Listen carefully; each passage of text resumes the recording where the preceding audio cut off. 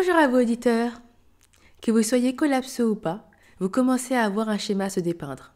Après avoir eu tant de mal à accepter ce futur incertain, cet effondrement probable, il y a eu cette envie de me confier, de ne pas rester au fond du gouffre.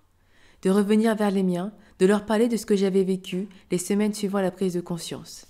J'ai eu besoin de leur parler de ma décision de partir, loin de la ville, mais par conséquent, loin d'eux. Alors, qu'en est-il de l'entourage ? Par quoi et par qui commencer ? Selon les sensibilités, le premier sujet est expliquer ce que l'on a vécu précédemment, ce que l'on a ressenti.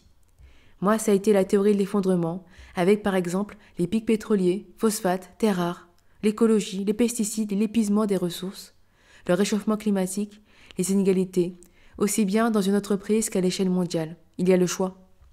Leur expliquer mon cheminement a aidé à annoncer le choix final.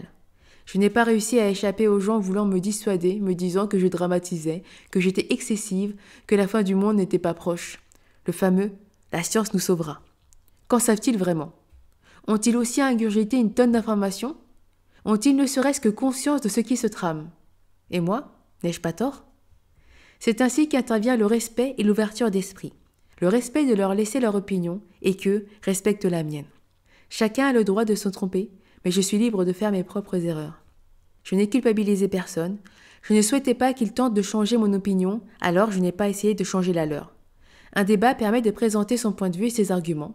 Peut-être qu'à l'issue, cela agira sur l'autre, mais je n'impose pas mes idées à l'autre.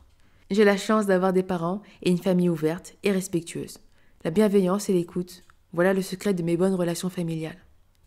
Quand je leur ai parlé de mes découvertes, comme si c'était moi qui avais révélé le poteau rose, ils m'ont écouté. Quand ils ont vu que je sombrais émotionnellement, ils ont été présents. Quand je leur ai dit que je vendais mon appartement, mes meubles, tout ce qui m'entravait, là encore, ils m'ont soutenu. Bon, avouons-le, ils m'ont regardé avec des grands yeux inquiets, mais m'ont soutenu. Alors, c'est aussi grâce à eux que j'ai ce que j'ai aujourd'hui. Nous avons découvert le Limousin ensemble, lors d'un week-end qui m'a permis de trouver ma maison et mon travail. En 3 jours, un record. Depuis, ils m'accompagnent, pour les travaux, pour le moral, pour le potager, pour tout ce qui fait ma vie actuelle. Il est vrai que ma situation est idéale. Ce n'est cependant pas le cas d'une grande majorité. Le couple qui se déchire, car l'un est collapso, l'autre non.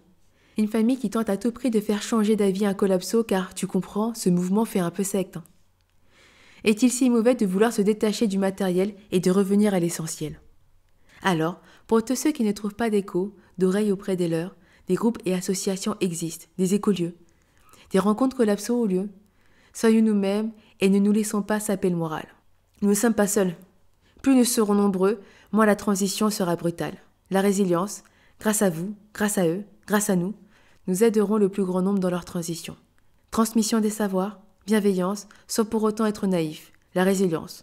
Comme le roseau, nous plierons, mais nous ne céderons pas. La transition, pas l'effondrement.